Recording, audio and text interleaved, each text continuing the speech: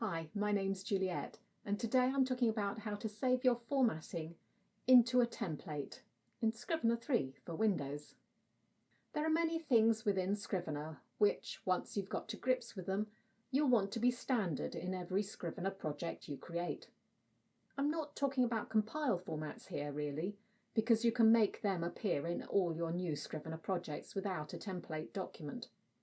I'm talking about things like label setups, status, front matter, section types, and all those other little things that are a nuisance to have to recreate.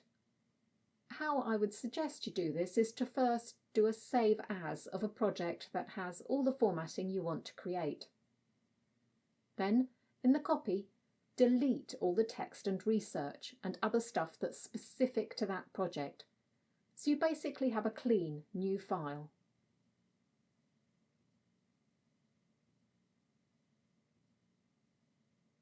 Then go to the File menu and select Save as Template.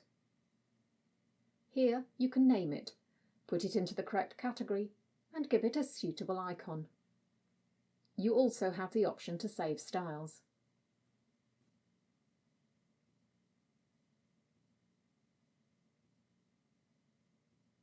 When you open up a new project, you'll have that template as an option.